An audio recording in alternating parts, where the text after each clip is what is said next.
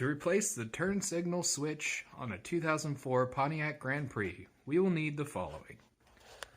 A light, a 1/4 inch wrench, and a T25 impact bit. A regular T25 Torx bit will work as well. A 10mm socket and corresponding ratchet. A 7mm socket and corresponding ratchet, or a Phillips screwdriver. A prying tool. This is a cheap plastic putty knife. You could also use a standard screwdriver with a cloth. And a telescoping magnet. And most importantly, the new turn signal lever. For this car, its product number is D6276C. This is an AC Delco OEM part. Let's get started. Welcome back to the Unexpectedly Random Garage. Today, we're going to be replacing this. Should be able to tell what that is based on the images there on it. But it is the turn signal and headlights switch lever shaft. There's a word for it. Basically, it's the thing that controls your turn signal and your headlights, fog lights if you have them. On this one, it's the 2004 Pontiac Grand Prix.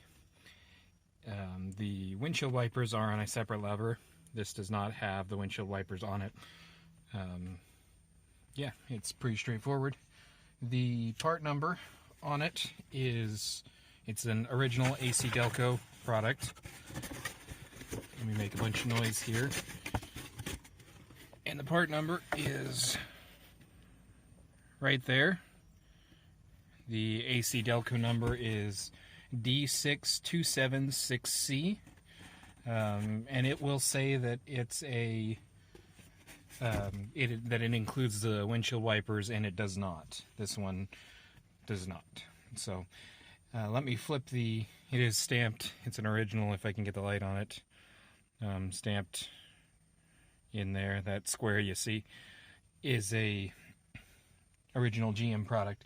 So I try and go with OEM parts if absolutely possible, unless I've heard bad things about them, because I feel they are going to match the car a lot better.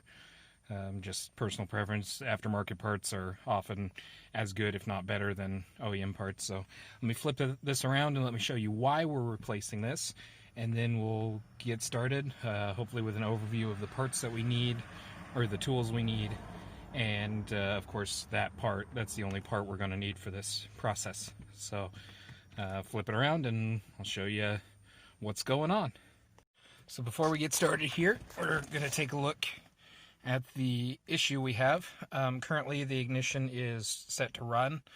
I haven't cranked it over because that's not important to this issue.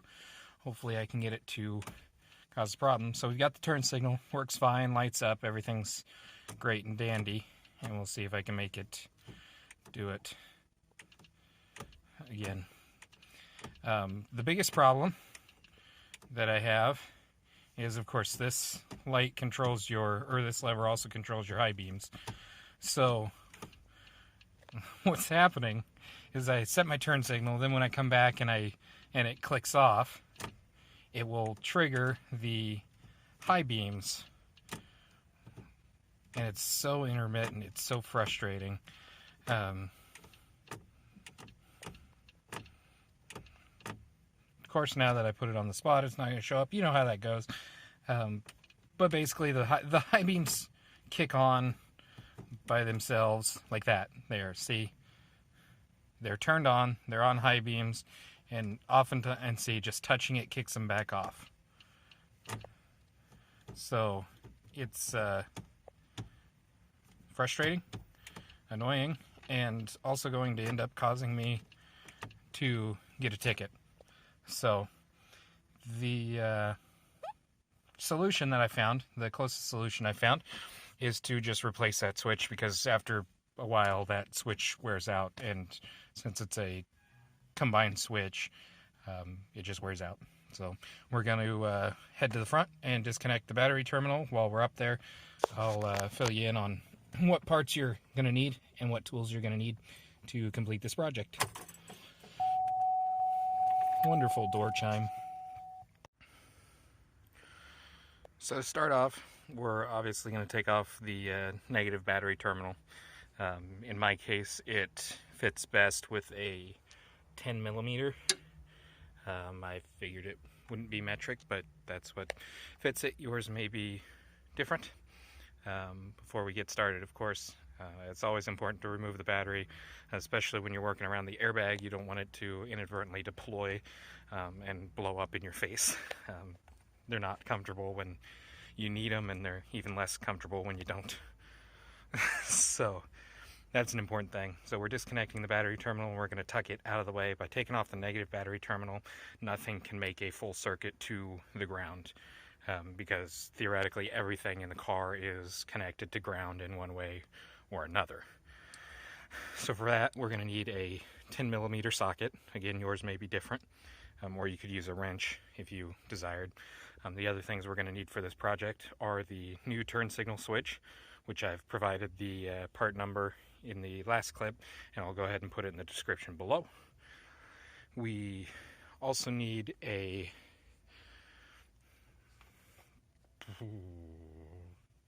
let me rack my brain. We're going to need a T25 Torx bit. There's a couple of bolts under that actually hold the part on, and I'll go through them when we get there, that actually hold the switch in place. You'll need a standard screwdriver with a cloth to cover it, to use as a prying tool, because we have to take several pieces of the molding off, and the trim. If you'd rather, you can use a pry tool of some kind that's plastic, so you don't damage the trim. And for me, I'm actually going to use a putty knife, plastic putty knife, in the hopes that that works better. Other things you'll need a, was it a 1/4 inch? I believe it's a 1/4 inch socket. We'll address that when we get there as well. Shows you how organized I was for this project. 1/4 inch socket, and you're also going to need potentially a 1/4 inch wrench for that Torx, the T25 Torx bit. And the reasoning on that, it's tucked up behind the steering wheel, which we'll get to, like I said, in a little bit, and I'll point out where that issue is so we can address it. But it's very narrow, it's a very small area to reach, so we will see how that goes. I'm hoping I don't have to go get the wrench, because I got shorter impact driver bits that should be shorter than these, although I'm looking at my kit here and seeing that they might not be the case. So it's going to be an experience for all of us, and any tips and tricks I figure out along the way, I will pass on, of course, to you guys. So we'll go ahead and take the battery terminal off, and I will see you again on the inside of the car, because that is all we have to do underneath here. All right, we've got the battery taken off. As you can maybe tell, no lights when the door's open.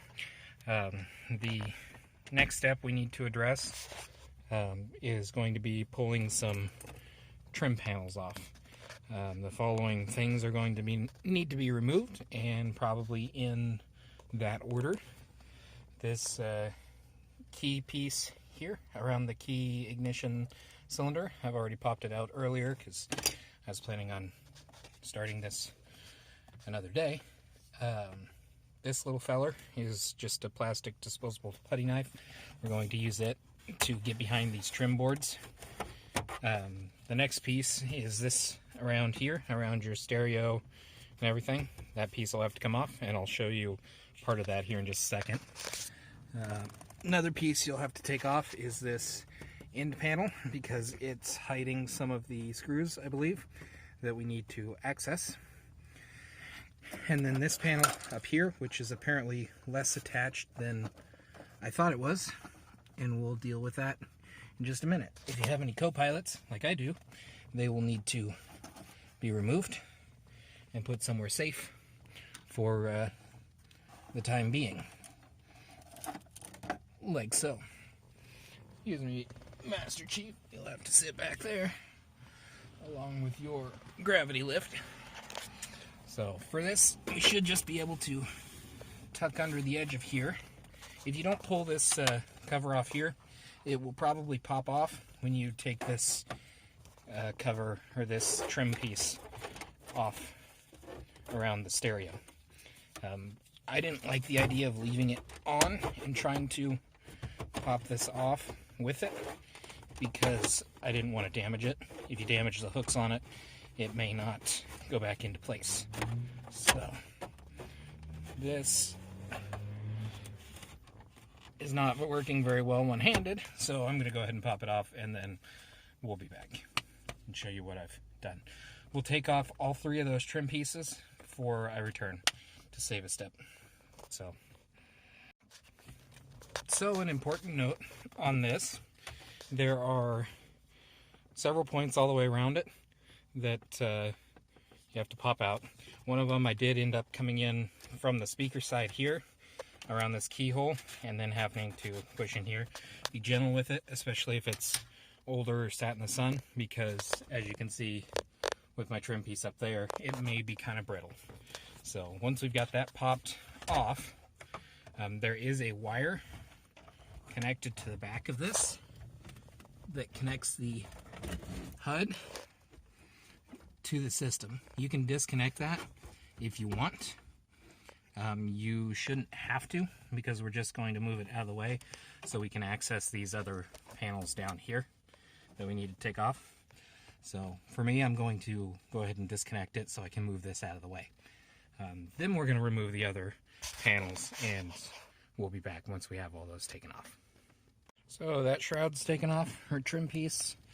This end trim piece is gone. Haven't taken this one off because I'm trying to pull it apart, and that is probably why that's loose. Wonderful. Like I said, some pieces are brittle. This piece here seems to be still attached down here at the bottom, possibly by screws. So we're going to take this bottom panel off, which on this one is a 7mm because cars and metric. So we're going to go ahead and take that off, and there are 2 more down under here by the foot panel that I'm going to have to get on the floor to take out. So those are the next steps. That should reveal the bolts to take off the shroud around the instrument panel, if all goes according to plan, which it rarely ever does. This has also got a Phillips head screwdriver slot, or screwdriver thing in it, so you could do that if you wanted as well. So that's that part. So there's 2 more screws underneath there somewhere. We'll get to them and take that off, and then take this shroud off. It should reveal the screws, and then we'll be back. Okay, this lower panel, like I showed you, there's 1 bolt right here. There are also 2 bolts down in this region. There's 1 there, and there's 1 somewhere right here above the parking brake. And then this upper portion, it had 2 tension clips, 1 under here and then 1 under here to pull that loose. Now on this, be careful, because your dimmer switch for your console, or for your instrument panel, is on the back side of there. So we'll go ahead and grab the clip on the back side and pull that out so we can remove this completely. I'm a little disappointed. Those clips are all busted off. I'm not entirely sure why or how that happened. Probably because they're brittle. So we may have to see if we can find a replacement one of those, or JB weld it. It's not rocket science, so it'll be fine. So from there, now that I've got that mess out of the way, throw that in there, put them in the back. Yeah. Okay. Now that that's out of the way, we have our steering column exposed as best as we can. And I believe down here, if I remember right, the bottom should be probably one screw right there, which feels like it's probably a Torx. Nope, that's not a screw. That's the ignition release, so it must be bound by tension. There's no screw there either, as far as I can tell. Okay, so this should just pop apart, and this is where our handy pry tools should come in handy, because it's both a handy pry tool and it's going to be handy. So we should be able to separate this at this joint, if I'm looking at this correctly. Yeah, so this should separate here. This lever runs the tilt function on this. I'm going to confirm that there's not any screws holding this together so we don't break it, and then we'll get it taken apart so we can get inside of there, and I'll show you once I confirm that what we're doing. Okay, I'm not a pro, but pro tip, get yourself a light so you can see what you're doing. So on this, it's just tension fit. What I did is I hooked a thumb here, and then I took my other finger and put it here and just gently pulled apart, and they should pop. The other side will do the same. Probably have to grab it with both hands, and then that'll separate this. One of these should come out. The top one, I believe, is hooked into the mechanism at the back, so I believe the bottom one has to come off first. Be wary of this lever. Don't damage things. If you break things while you're fixing them, it kind of ruins the point. Case in example up there. So that's just a little tip. Get a light, make things light, makes it easier to work. So I'm going to get that taken off, and then we'll move on to the next step. Okay, so I was off on a step. The top comes off first, but remove your instrument panel. There's four bolts. There's one up here, one down here, and the same on this side. They are Phillips head or 6mm, like the other ones we've already taken off. Remove it because that's going to let you move it around. You don't necessarily need to unplug it if you don't want to. I may, just so I can get it out of the way. And then these, it just takes popping them out. The one thing is they're hooked together in the back right here. The bottom one has a hook, so this actually has to come forward some, or the bottom one has to go back slightly so it can unhook, and then it kind of just tucks under here, so once you get the instrument panel out of the way, you can just lift it out. So once I get that off, we'll move on to the next step. Okay, we've got the top off. This right here is our part that we're replacing, which it wiggles a bit on there. Not sure if that's intended. This bolt right here that's green is one of the ones that we're taking off. That should release the bottom portion of this, and then this top one that's also green, those are our T25 Torx screws. Now, one thing to note on the last one, getting this bottom shroud off, steering column shroud, it was a pain in the butt. Basically, you have to just keep working with this lever and moving the steering column up and down until you can get that piece to maneuver and twist, because it has to slip. Let me get this post out of the way. It has to slip off from this handle, and it's too thick to fit through the slot just straight, so you have to kind of turn it so it comes off. Just be gentle with it. Again, this plastic can be brittle, so be very careful, and the edges can be sharp, so also be very careful. So we're going to go ahead and take these screws off. The top one is super easy to get to. The bottom one, you'll see I have this much space. 2 fingers and maybe a couple millimeters. So I'm not sure if my socket's going to fit in there or not. We're going to find out. But we'll go ahead and take the top one off first, I think, because it's easy to get to and I like the feeling of progress. So we'll take that off and we'll see how the other one goes as far as my bits, and we'll see what we need to do there. Okay, the top screw is gone, and you remember that 1/4-inch wrench I was telling you about? Yeah, you need it. Unless you have something slimline or something that's going to fit in here, because you won't get a bit and a ratchet in this hole on that screw. But on the bright side, if I can get this to set somewhere so you can see what's going on without making an enormous mess of everything. The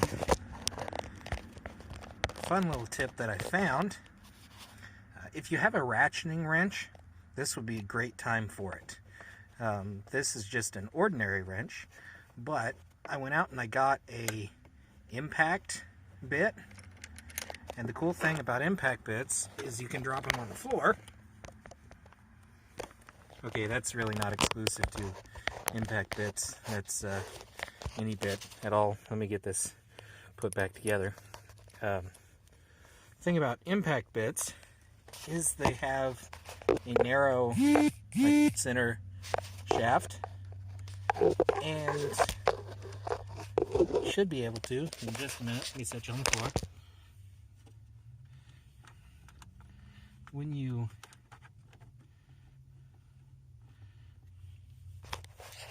get your wrench on the thing, you can turn it, and I'll just turn it a little bit so I don't drop everything, and then loosen your wrench up on the fitting, and then slide it up to the hollow area here, and then rotate it back.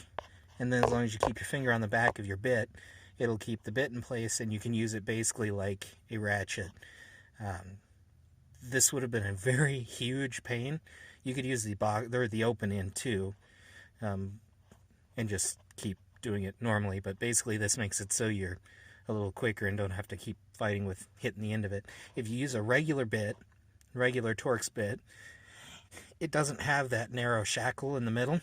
It's all a 1/4 inch all the way up to the end, so it would make this a lot more difficult. So it's pretty straightforward. If I back this out, it's going to knock the bit out, but you get the concept. Use the center narrow point on that shaft to move your wrench back into place, and that'll make this a lot easier than it could have been. And there should be plenty of room for you to get that bolt out, because it's just a short bolt, because it only goes into that plastic piece there. So I'll get that taken off and then show you pulling out the harnesses, and in the next. Alright, here we are. It is removed. There's no more screw down there. If you can't see it, just take my word for it, because I took it out. The technique I just talked about, it worked well initially, but then it became more difficult as it got farther back, so I had to switch to the open end anyway, which is fine. So now we'll go ahead and lift this out of here, just like that. And this particular one has, it looks like 2 wiring harnesses running to it, and then this switch thing lines up with the steering column here, because it pushes out and back in when it activates it and deactivates it. Looks like there are only 2 connections here. No, there's 3. There's 3 sets of wires. There's 2 on this side, or 2 down there, and 1 up there. They look like they have a clip on the outside of it, or at least this one does. It's kind of blurry. But gently lift that clip up, and then you should be able to pull the wire out. Again, gently, because that's a clip I've broke in the past, and these ones look like they have it as well. very gently pull them out. That should take your other one off. And then it's just a reverse procedure. So I'll go ahead and take that off and get the new one clipped in into the wires. And then I'll walk through the steps to reverse that, just to reiterate it, to put everything back together. And then we'll meet at the end for a wrap-up. Alright, final kind of overview of putting this back together since we've got that put on. Disregard the broken pieces of my soul. No, broken parts off of the shroud. So it's back on. It's tighter than the last one was. It doesn't wiggle around. So that's a good thing, I do believe. And it's back in place where it was. Everything lined up. We got these 3 wiring harnesses clipped back into place. It was a pain in the butt to get them unhooked initially. If you were somehow blessed with 3 functioning arms, with 3 functioning hands, I envy you, because that will be tons easier to unhook. So everything else is in place. Just a little bit of oil on there. Mechanism seems to be functioning. We can't actually test the electrical operation until everything's back together, because that's a thing. One thing that I noted, when you do the dumb thing like I did and drop the screw down into the steering column shaft, you're not going to be able to reach it because it goes way back there. So you're going to want to get a magnet on a stick, on a narrow stick, so you can stick it down in there. It sticks to everything, but you can get a hold of your screw and pull it back out and put it in place where it belongs. So that's an important tool as well.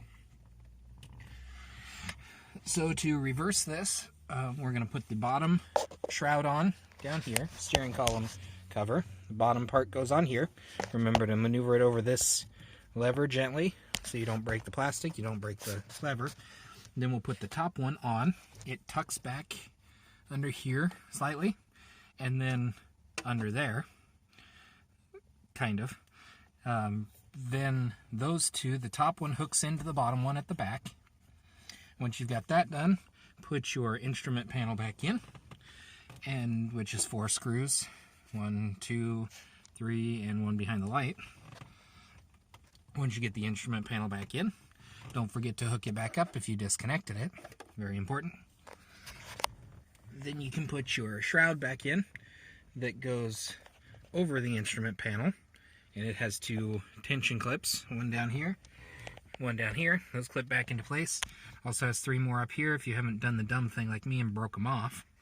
So that's the thing. I'll have to get a part number off of that, see if I can replace it.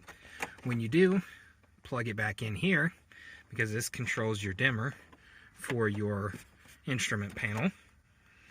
After that, screw this back in, which has a couple of tension clips on it, one here, one on the other side, and then it has 3 screws, one down here somewhere. It's down here somewhere, trust me, I unscrewed it. And there's one over here somewhere on this side, and then, oh, strike that, they're down on the bottom, they're down here by the floorboards, a couple of them down there. Just keep track of them when you're doing it.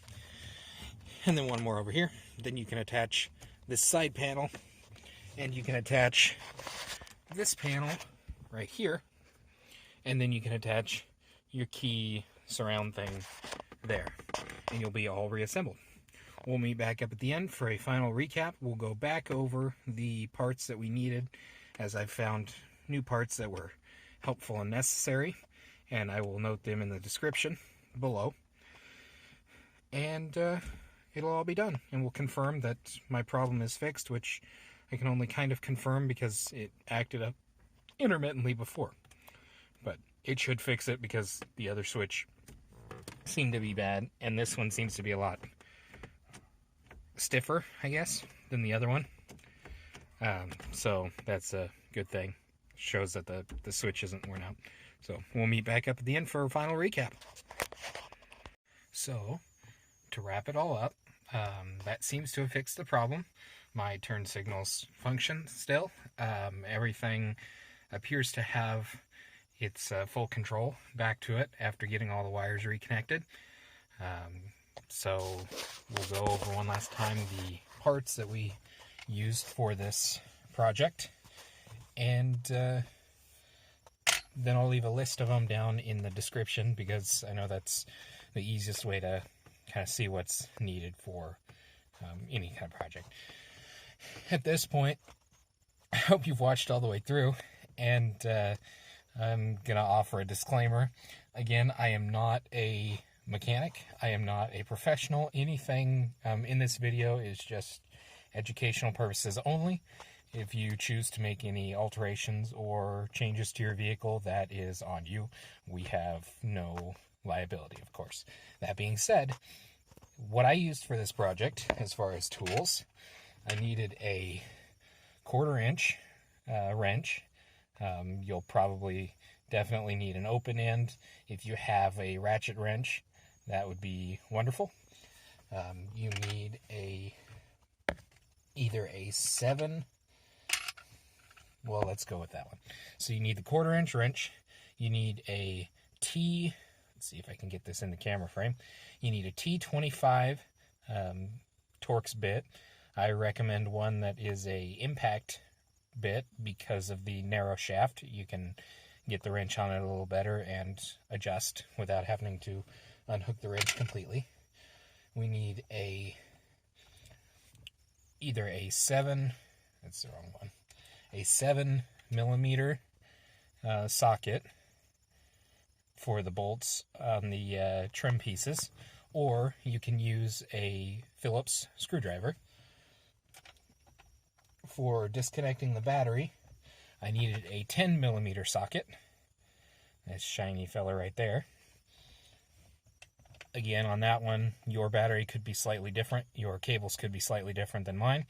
But in my case, it was a 10mm socket. And then you need some kind of a light, which I'm currently using to illuminate myself since it's become very dark. You need some kind of a light because it makes it easier to see. You also need a pry bar of some kind, preferably something plastic. There's mine. Or you can use a standard screwdriver with a piece of cloth or something over it so it's softer, so it's not going to damage your trim.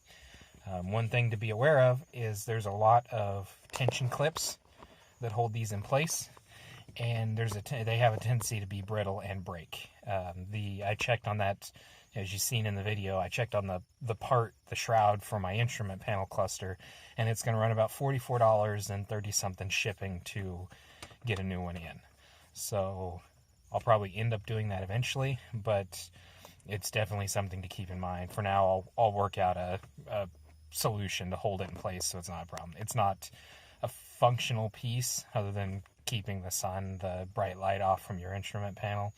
But as far as tension or stuff against it, there's nothing. So just a temporary hold will be adequate for now. So, but I used just a putty knife, a plastic putty knife. That way the ends of it's soft enough. Let's get it over here in the view.